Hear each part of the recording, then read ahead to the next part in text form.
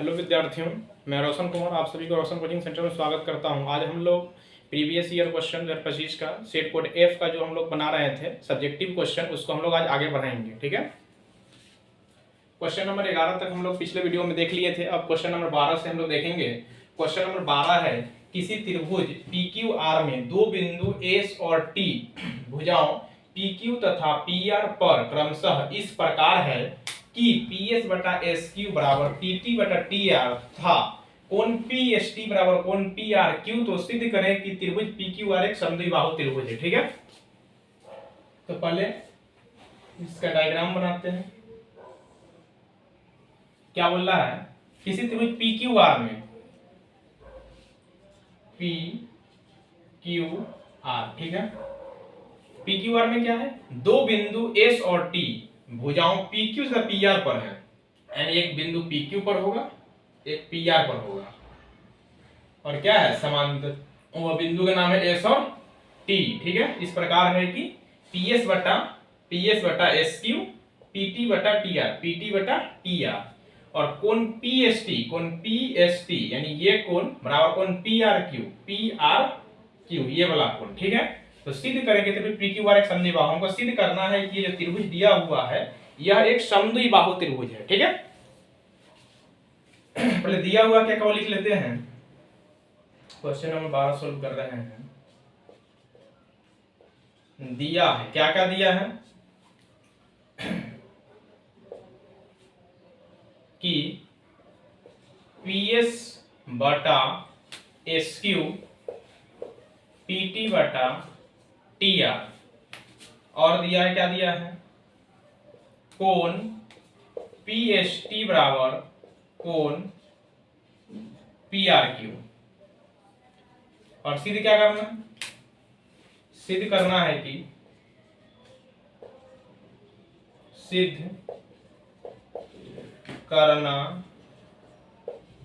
कि त्रिभुज PQR एक समद्विबाहु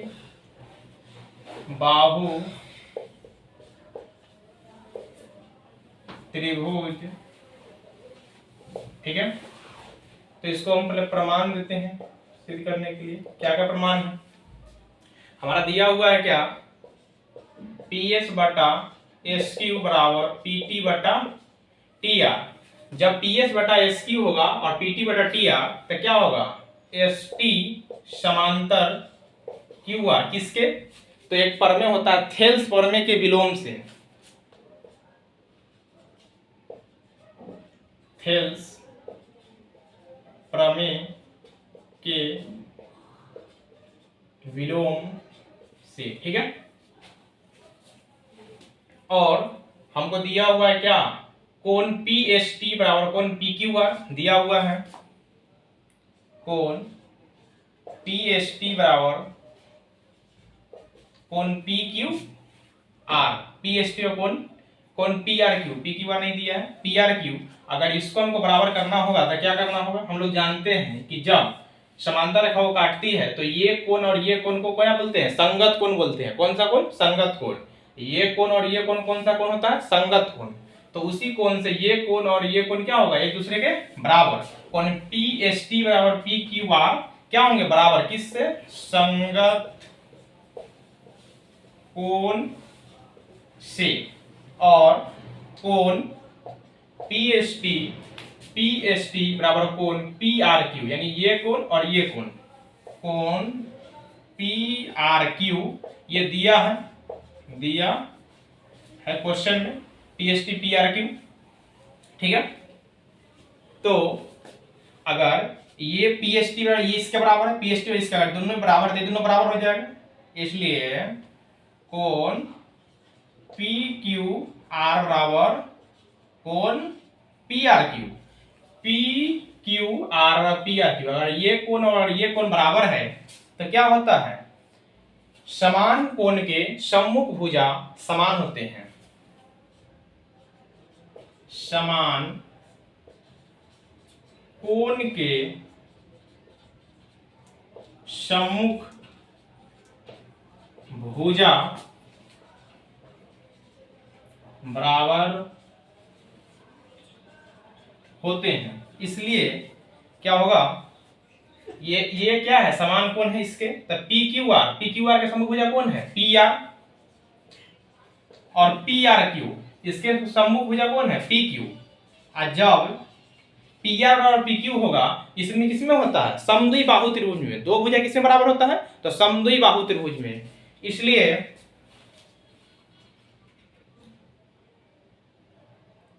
त्रिभुज पी क्यू आर एक समद्विबाहु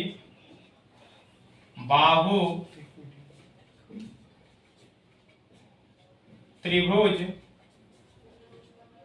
सिद्ध हुआ, प्रूव्ड हो गया। इसी प्रकार आपको एग्जाम में बनाना होगा। तो प्रमेय आपको याद रखना होगा, कौन प्रमेय से कैसे हुआ। धन्यवाद, नोट डाउन कीजिए इसको आप लोग।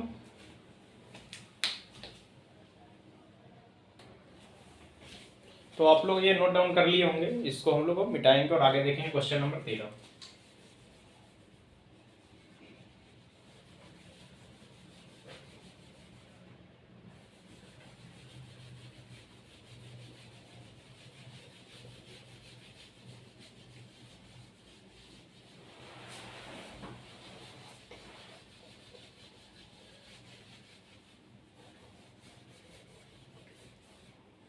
अब हम लोग क्वेश्चन नंबर 13 देखेंगे,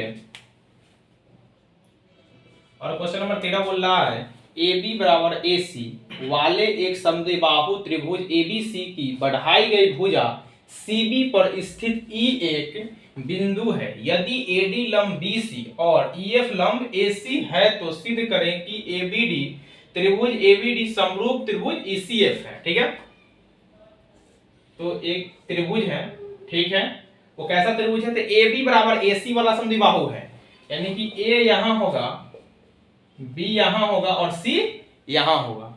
तब ये क्या बोलेगा, त्रिभुज ए बी सी समद्विबाहु त्रिभुज है किसका, ए बी बराबर ए सी। ठीक है, बढ़ाई गई भुजा सीबी पर स्थित ई एक बिंदु है, यानी बी से एक भुजा बढ़ाई गई है, ऐसा बढ़ाई गई, ये बिंदु बी है, ठीक है, स्थित ये एक बिंदु ई है, ठीक है, ई पर बिंदु है। यदि एडी लंब बीसी, एडी लंब बीसी यानी बीसी पर क्या है, एक लंब है, ये लंब है 90 डिग्री, सीवी पर है गया है, और बोल रहा है एडी लंब बीसी और ईएफ लंब एसी, ई से एफ एक लंब गया, किस पर गया, एसी पर, यानी इस भुजा पर गया है, यहां से ये, ठीक है, ये एफ है। तो सिद्ध करें कि एबीडी त्रिभुज एबीडी ये त्रिभुज और त्रिभुज ईसीएफ ये त्रिभुज क्या है, एक दूसरे के समरूप है। पहले देखेंगे क्या क्या दिया हुआ है, दिया हुआ क्या क्या दिया हुआ है, तो ए बी बराबर ए सी, यानी ये भुजा इसी भुजा के बराबर है, ठीक है, और क्या दिया हुआ है, एडी लंब बीसी, एडी लंब बीसी पर है, ठीक है, और ईएफ लंब एसी, सिद्ध करना है कि त्रिभुज एबीडी समरूप त्रिभुज ईसीएफ। ठीक है, प्रमाण हमको दिया हुआ है क्या, ए बी बराबर ए सी, ए बी बराबर ए सी, यानी ये भुजा इस भुजा के बराबर है, ठीक है। तो हमको क्या करना होगा, अगर दो भुजा बराबर दिया हुआ है तो कोण को हमको बराबर करना होगा। क्या दिया हुआ है, ए बी बराबर ए सी, तो समद्विबाहु त्रिभुज दिया हुआ है, लेकिन एक तीसरी भुजा या कोण को हमको बराबर करना होगा जिससे समद्विबाहु हो, कोण बराबर हो। तो हम लोग बात करेंगे अभी और कोण सी दोनों में है, तो त्रिभुज ए बी डी, क्या बात करेंगे, त्रिभुज ए बी डी और त्रिभुज ई सी एफ में, ई सी एफ में क्या क्या बात करेंगे,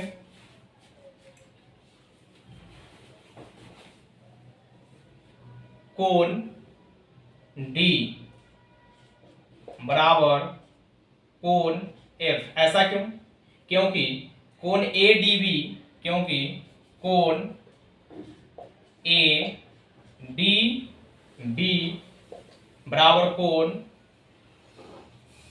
E F C, E F C बराबर कितना है, 90 डिग्री है दोनों, तो ये कोण बराबर हो गया। उसके बाद और क्या बराबर हो सकता है, दूसरा चीज और क्या बराबर कर सकते हैं, तो ये कोण इसमें भी है, इस त्रिभुज में भी है और इस त्रिभुज में भी है, ठीक है। और हम लोग जानते हैं कि जब ए बी बराबर ए सी है, यानी कि इसको लिखते हैं ए बी बराबर ए सी है, ठीक है, तो ए बी बराबर अगर ए सी है तो कोण ए बी क्या होता है, सम्मुख भुजा इसके, ये अगर बराबर है तो इसका सम्मुख कोण जो होगा वो क्या होगा, बराबर होगा, यानी कि कोण सी और ए सी अगर ये बराबर है तो कोण बी, ठीक है, अगर ये बराबर है तो कोण बी, ठीक है, कोण सी बराबर क्या हो जाएगा, कोण बी। कैसे, समान भुजा के सम्मुख कोण बराबर होता है, ठीक है।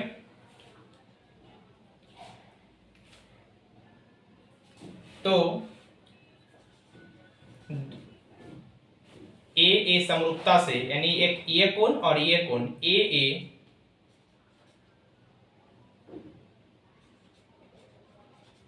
समरूपता से त्रिभुज ए बी डी समरूप त्रिभुज ईसीएफ हुआ।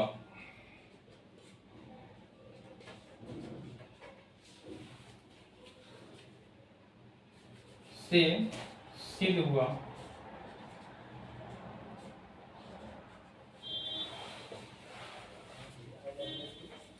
आप लोग इसको नोट डाउन कीजिए।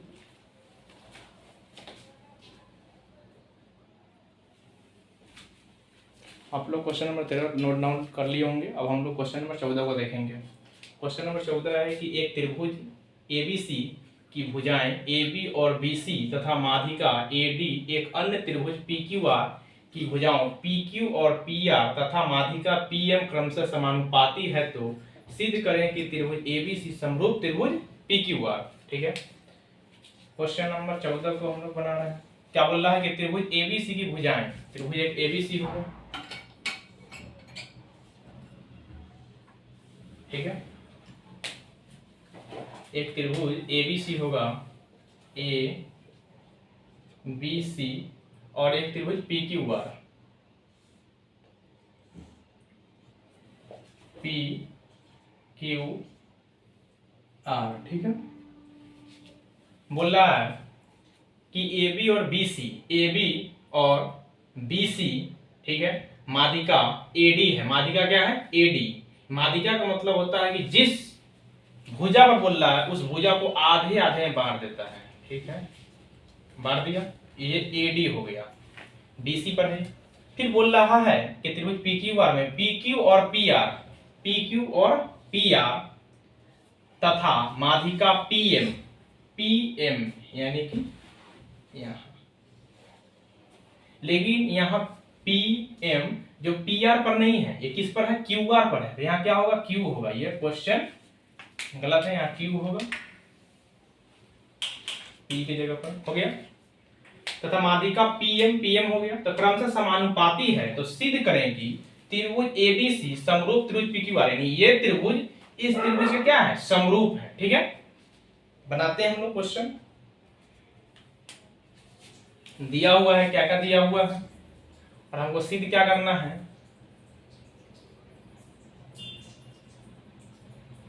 सिद्ध करना है कि त्रिभुज ए बी सी समरूप त्रिभुज पी क्यू आर, ये हमको सिद्ध करना है। ठीक है, दिया है, क्या दिया है,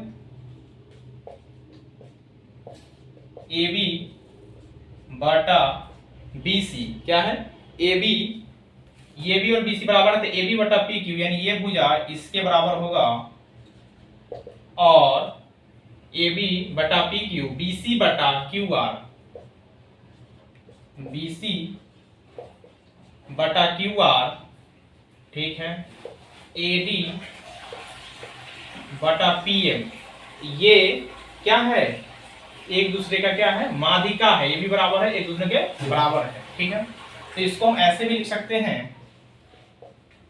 ए बी बटा पी क्यू, और बीसी को हम क्या लिख सकते हैं, इस बीसी को अगर आधा आधा बांट रहा है, ये बीसी को हम क्या लिख सकते हैं, बीडी प्लस डीसी लिख सकते हैं।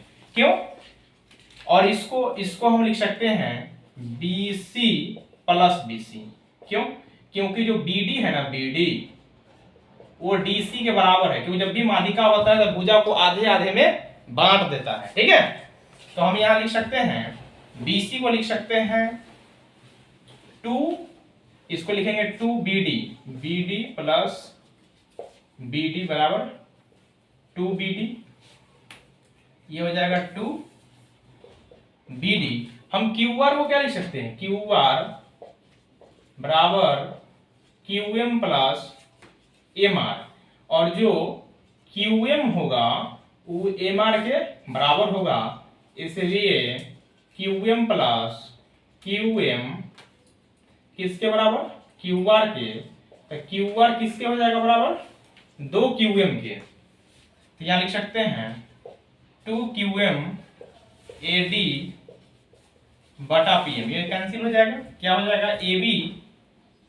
बटा पी क्यू बराबर बी डी बटा क्यू एम बराबर ए डी बटा पी एम। ठीक है, कैसे हुआ, क्योंकि हमको सिद्ध करना है कि त्रिभुज ए बी सी समरूप त्रिभुज किसके है, पी क्यू आर के, यानी ये त्रिभुज है इस त्रिभुज के समरूप है। ठीक है, जिसमें हमको दिया हुआ है, क्या दिया हुआ है कि ए बी बटा पी क्यू, यानी ए बी बटा पी क्यू बी सी बटा क्यू आर, बी सी बटा क्यू आर, और ये क्या माध्यिका भी बराबर होगा एक दूसरे के, तो ए डी बटा पी एम, ए डी बटा पी एम। ठीक है, तो इस सबको तो वही रहने दी, लेकिन बीसी और क्यूआर को हमने चेंज कर दिया। क्यों चेंज कर दिया, बीसी और क्यूआर को चेंज कर दिया क्योंकि जो बीसी है, बीसी जब भी शीर्ष से बिंदु जब माध्यिका होता है नीचे वाले भुजा पर जब वो काटता है तो आधे आधे भाग में बट जाता है, इसलिए इसको हम 2BD और 2QM लिखे हैं, और 2 2 कैंसिल हो गया और BD बटा QM हो गया। तो आपको ये समझ में आया होगा। ठीक है, तो इसको हम बोलेंगे समीकरण 1, क्योंकि इसका आगे हमको इस्तेमाल है। ठीक है,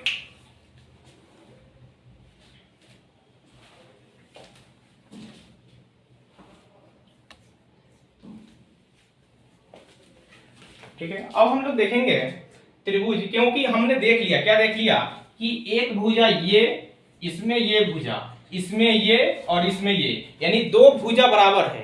तो हमको क्या करना होगा, तीसरी भुजा या तीसरा कोण बराबर करना होगा, जिससे वो समरूप हो जाएगा, और समरूप हो जाएगा तो उसके कोण को बराबर करेंगे, जिससे ये हमको त्रिभुज समरूप हो जाएगा। ठीक है, तो हम बात करेंगे त्रिभुज एबीडी और त्रिभुज पीक्यूएम में। ठीक है, त्रिभुज, इसको मिटाते हैं, इसका कोई आवश्यकता नहीं है।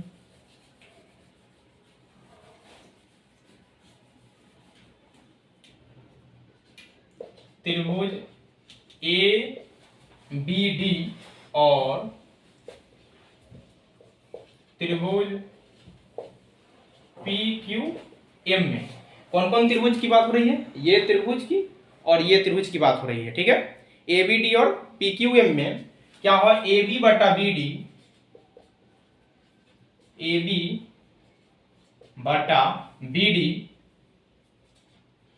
पी क्यू बटा क्यू एम, यानी ये इसके भुजा को बटा ये इसके है बराबर, तो क्या हो जाएगा ए डी बटा पी एम,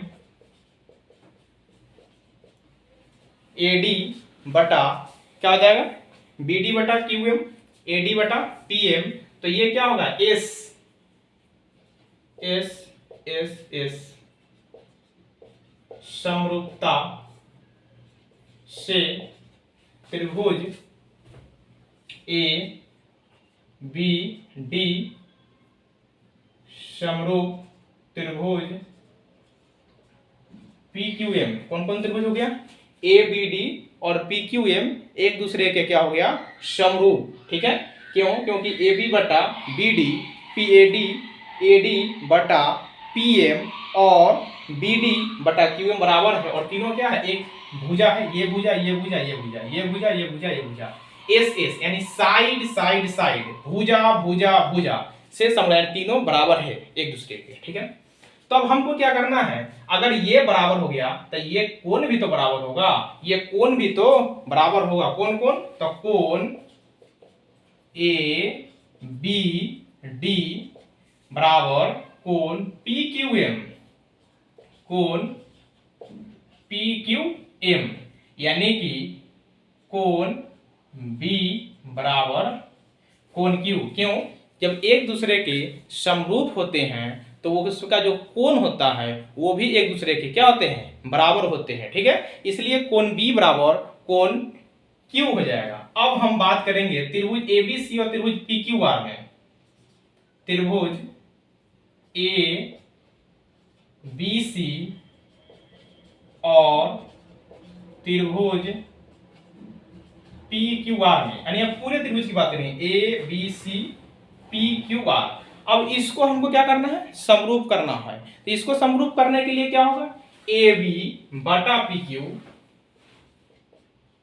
ए बी बटा पी क्यू और बी सी बटा क्यू आर। पहले ही समीकरण 1 में हम लोग देख चुके थे, समीकरण 1 में, ठीक है।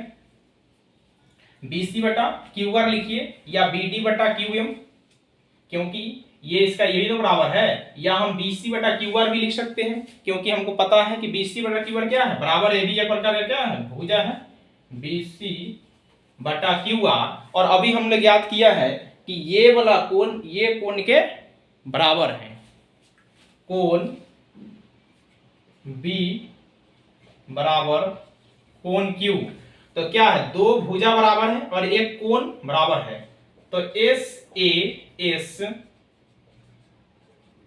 समरूपता से त्रिभुज ए बी सी समरूप त्रिभुज पी क्यू आर, ठीक है। ये प्रूव्ड हो गया, यानी सिद्ध हो गया। इस प्रकार से आपको एग्जाम में इसको बनाना है, तो आप लोग इसको स्क्रीनशॉट ले सकते हैं या कॉपी में नोट डाउन कर सकते हैं, ठीक है। अब हम लोग तो आप लोग नोट डाउन इसको कर लिए होंगे। अब हम लोग क्वेश्चन नंबर 15 और क्वेश्चन नंबर 16 को देखेंगे, ठीक है। तो इसको मिटाते हैं, क्वेश्चन नंबर 14,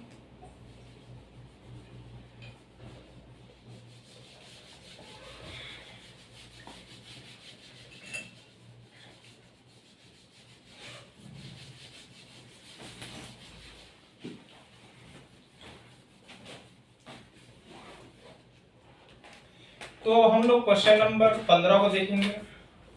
क्वेश्चन नंबर 15 है कि त्रिभुज ए बी सी तथा त्रिभुज डी ई एफ समरूप हैं तथा इनके क्षेत्रफल क्रमशः 9 सेंटीमीटर स्क्वायर तथा 64 सेंटीमीटर स्क्वायर है। यदि डी बराबर 5.1 सेंटीमीटर हो तो ए बी ज्ञात कीजिए। यानी दो त्रिभुज है, कौन कौन सा त्रिभुज है, तो ए बी सी एक दूसरा त्रिभुज है, वो कौन सा त्रिभुज है, डी ई एफ, ठीक है, समरूप है, बराबर उसके। क्रमशः 9 सेंटीमीटर स्क्वायर तथा 64 सेंटीमीटर स्क्वायर क्या है, इसका क्षेत्रफल है, जिसमें डी 5.1 सेंटीमीटर डीई, यानी कि ये 5.1 सेंटीमीटर स्क्वायर, सेंटीमीटर स्क्वायर नहीं सेंटीमीटर हो तो ए बी ज्ञात, यानी ये हमको ज्ञात करना है। ठीक है, तो दिया है, क्या दिया है, त्रिभुज ए बी सी समरूप त्रिभुज डीएफ और डीई बराबर 5.1 सेंटीमीटर और ए बी हमको ज्ञात करना है, ए बी हमको ज्ञात करना है। तो हम लोग जानते हैं, क्या जानते हैं, त्रिभुज ए बी सी का क्षेत्रफल बता त्रिभुज डीईएफ का क्षेत्रफल, ठीक है, बराबर ए बी का स्क्वायर बटा डी का स्क्वायर, ये भुजा का स्क्वायर, ये भुजा का बराबर। तो त्रिभुज एबीसी का क्षेत्रफल हमको मालूम है, कितना है, तो 9 सेंटीमीटर स्क्वायर, 9 सेंटीमीटर स्क्वायर। त्रिभुज डीईएफ का क्षेत्रफल कितना है, 64 सेंटीमीटर स्क्वायर, और जो डीई है, डी वो कितना है, तो 5.1 सेंटीमीटर। तो हमको ज्ञात क्या करना है, तो ए बी ज्ञात करना है। ठीक है, तो क्या ज्ञात करेंगे, किससे तिरछा गुना करेंगे इसको, 9 एकम 9, 9 पचे 45, 45.9 बटे 64 सेंटीमीटर, ये कर जाएगा सेंटीमीटर बराबर हो जाएगा ए बी स्क्वायर। ठीक है, यानी कि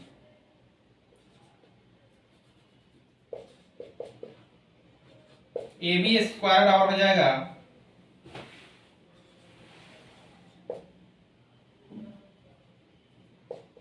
45.9 बटा 64 सेंटीमीटर। अगर इस स्क्वायर को हटाएंगे तो बराबर के उस पर क्या चलेगा, रूट 45.9 बटा 64 सेंटीमीटर। अब इसको हम रूट से बाहर निकालेंगे, 45 में 8 64 का क्या होता है, वर्गमूल 8 सेंटीमीटर। ठीक है, नोट डाउन कीजिए इसको आप लोग।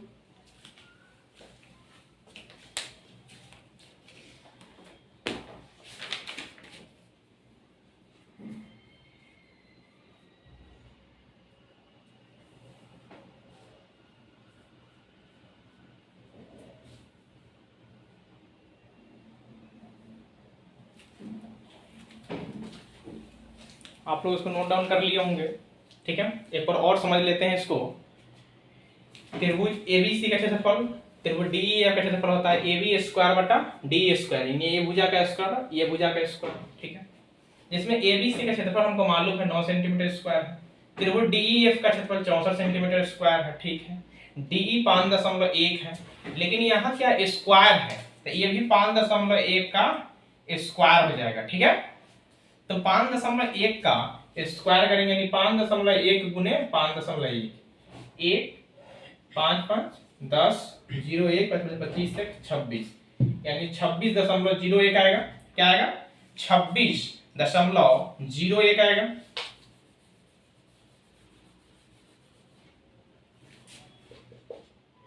पैतालीस 45.9 बटे 64। ठीक है,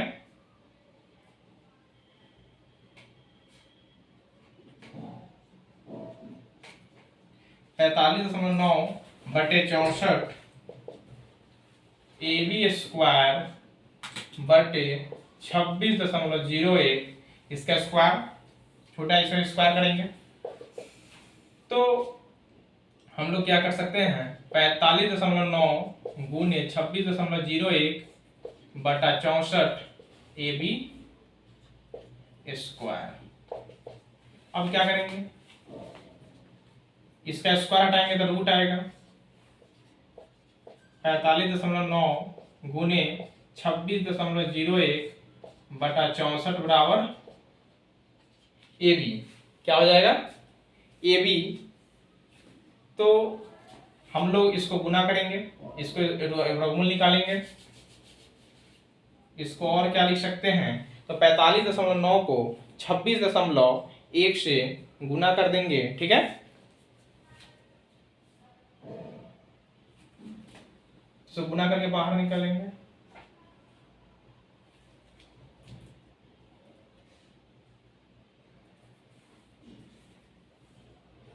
एक मिनट, यहाँ सीधे 9 आएगा।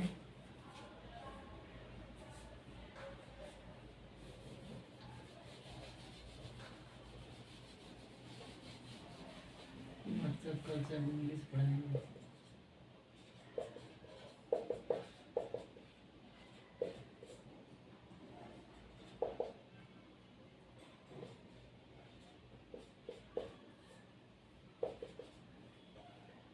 नौ बटा 64 ये हो जाएगा 26.01 9 0 9 6 54 4 5 9 18 5 23 234.09 बटा 64 AB स्क्वायर। AB स्क्वायर हटाएंगे तो ये वर्ग रूट चलेगा 234.09 बटा 64, ठीक है। अभी क्या करेंगे, अगर इसका दशमलव उड़ाएंगे तो नीचे 2 अंक 2 जीरो हो जाएगा। तो 234.09 और 6400 का हो जाएगा 80, ठीक है। क्या हो जाएगा इसका वर्गमूल, और सेंटी AB निकल जाएगा ये AB। और हम क्या करेंगे, 234.09 का हम वर्गमूल निकालेंगे। 234.09 का तो यह 153 के लगभग आएगा। कितना आएगा? 153 के लगभग आएगा। और ये 153 बटा 80 बराबर AB आ जाएगा। क्या आ जाएगा? AB। यही तो हमको ज्ञात करना था। 80 एकम 80, 70 73 8 9 72, ठीक है। 1.9 के लगभग समथिंग आएगा AB, ठीक है। तो आप लोग इसको नोट डाउन कीजिए।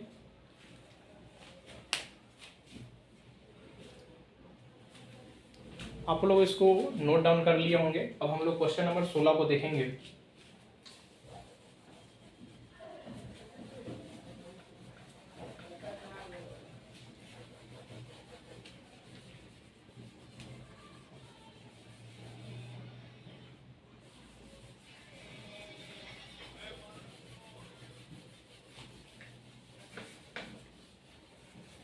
अब हम लोग क्वेश्चन नंबर 16 देखेंगे। क्या 16 है? सिद्ध करें कि root under 1 plus cos theta बटा 1 माइनस कॉस थीटा बटा 1 प्लस कॉस थीटा बटा साइन थीटा। तो हमको क्या करना है? सिद्ध करना है। यानी कि एलएचएस हमको दिया हुआ है। क्या दिया हुआ है? Root under 1 plus cos theta बटा 1 माइनस कॉस थीटा, ठीक है। इसको हमको इसके बराबर लाना है। तो 1 प्लस कॉस थीटा बटा 1 माइनस कॉस थीटा को हम परिमेयकरण करेंगे। आप लोग क्लास 9th में परिमेयकरण पढ़े होंगे। तो क्या होता है, नीचे वाले को ऊपर ले जाते हैं और क्या करते हैं, तो माइनस वाला को प्लस और प्लस वाले को माइनस। ये हो जाएगा 1 प्लस कॉस थीटा, ठीक है। अब इसको अगर क्या देख रहे हैं हम लोग, क्या अगर दोनों में रूट चाहा हुआ है और 1 plus cos theta 1 plus cos theta इसको लिख सकते हैं 1 प्लस कॉस थीटा का होल स्क्वायर लिख सकते हैं, और बटा 1 minus cos theta 1 plus cos theta, यानी a minus b into A plus B का फॉर्मूला क्या होता है? A square minus B square. क्या फॉर्मूला होता है? A square minus B square formula होता है, ठीक है। तो इसको हम लोग 1 प्लस कॉस थीटा का अगर होल स्क्वायर बोल रहे हैं तो 1 प्लस कॉस थीटा का होल स्क्वायर, और इसको 1 माइनस कॉस स्क्वायर थीटा क्या होता है? 1 माइनस कॉस स्क्वायर थीटा, ठीक है। 1 प्लस कॉस, जब हम रूट से स्क्वायर है तो रूट से बाहर निकालेंगे तो क्या होगा 1 plus cos theta root under 1 minus cos square theta क्या होता है साइन स्क्वायर थीटा होता है। तो 1 प्लस कॉस थीटा बटा साइन थीटा हो जाएगा, क्योंकि स्क्वायर तो बाहर निकलेगा साइन थीटा, और यही तो हमको प्रूव करना था 1 प्लस कॉस थीटा बटा साइन थीटा। ये क्या है आरएचएस आ गया, यानी कि एलएचएस बराबर आरएचएस प्रूव्ड, सिद्ध हो गया। तो आप लोग इसको नोट डाउन कीजिए।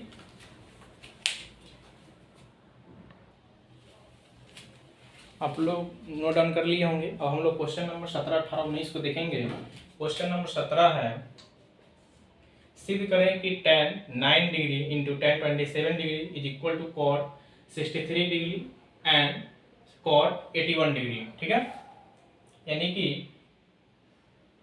क्वेश्चन नंबर 17 का एलएचएस दिया हुआ है। एलएचएस क्या दिया हुआ है tan 9 degree into tan 27 degree, इसको हमको लाना है cot 63 डिग्री और cot 81 डिग्री। ठीक है, तो क्या लिख सकते हैं tan 9 डिग्री के इसमें से कोई एक आ जाए तो हम लिख सकते हैं tan 90 माइनस 81।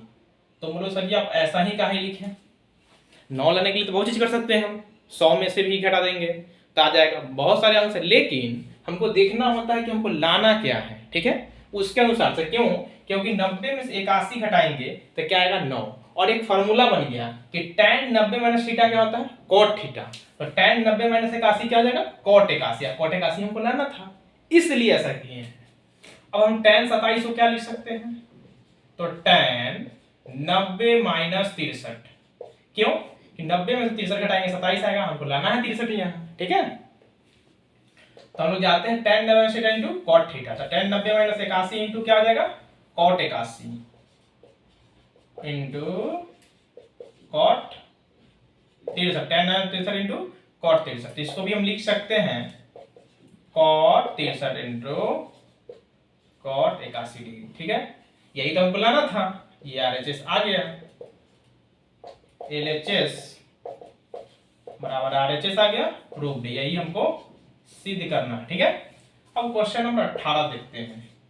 क्वेश्चन नंबर 18 बोल रहा है कि यदि cos a बराबर 4/5 हो तो cot a और cosec a के मान ज्ञात करें। क्या करना है cot a और cosec a। cos a बराबर 4/5, क्या है 4/5। तो हम लोग जानते हैं कि cos थीटा बराबर क्या होता है त्रिकोणमितीय तात्म्य अनुपात b/h, cos का क्या होता है b/h। तो हमको क्या ज्ञात करना है cosec और cot, इसके लिए हमको p मालूम होना चाहिए, क्या होना चाहिए p, तो p बराबर हो जाएगा root under h square minus b square, यानी कि 5 के स्क्वायर माइनस 4 के स्क्वायर, 25 माइनस 16 रूट अंडर 9 बराबर 3, यानी p क्या आ गया 3 आ गया। तो हमको क्या करना है cot a,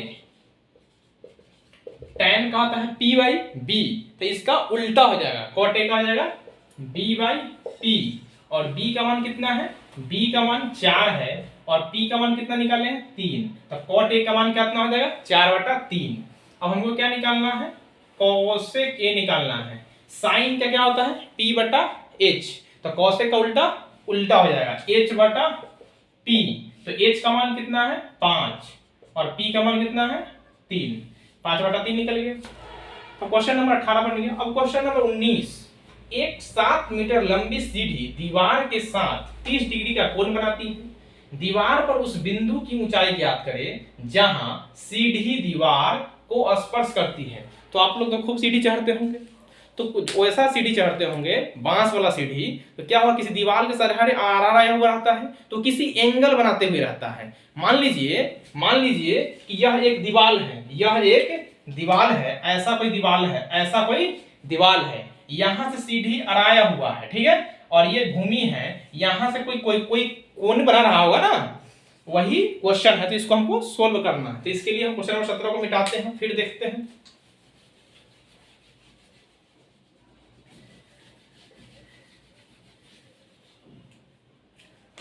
यह एक दीवार है, ठीक है, कि दीवार एक 7 मीटर लंबी सीढ़ी है।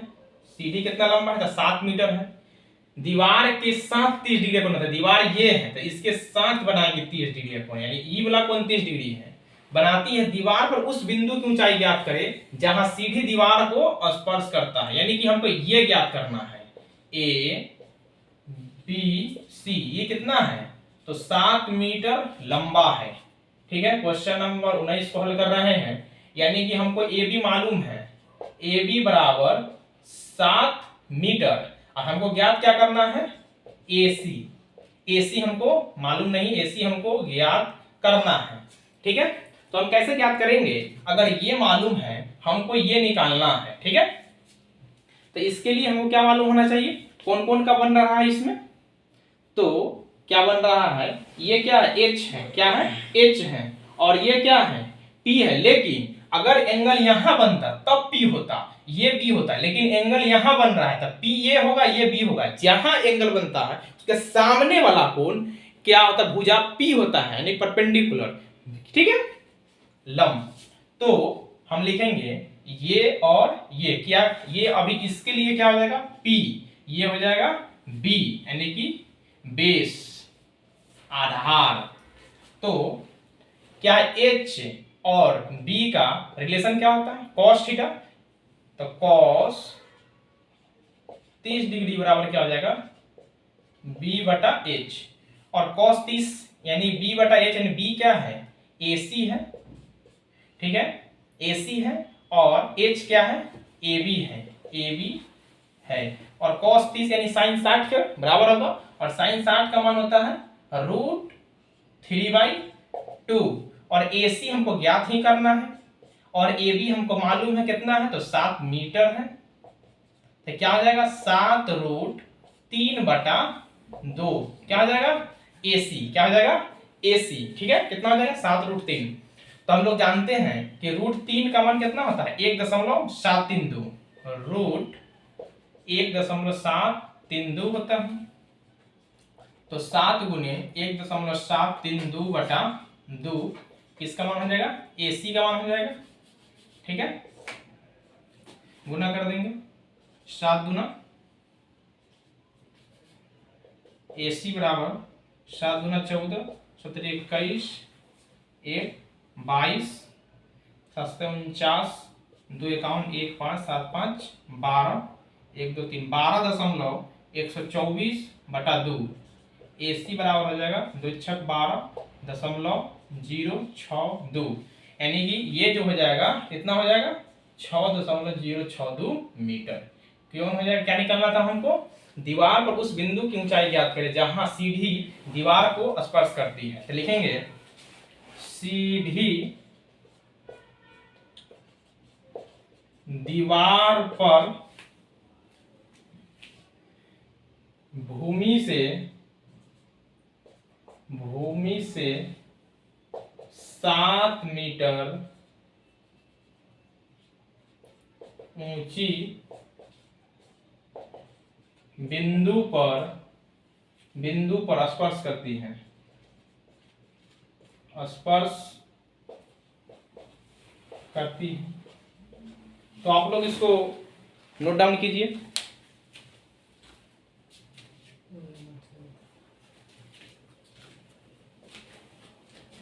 तो आप लोग इसको नोट डाउन कर लिए होंगे। तो मैं आशा करता हूं कि आपको लिए यह वीडियो बहुत ही हेल्पफुल हो। अगर हेल्पफुल हो तो आप मेरे चैनल रोशन कोचिंग सेंटर को सब्सक्राइब कीजिए, लाइक कीजिए, और ये उस बच्चों तक शेयर कीजिए जिनको समझ में नहीं आता हो या पढ़ नहीं पाते हो, ठीक है। तो धन्यवाद।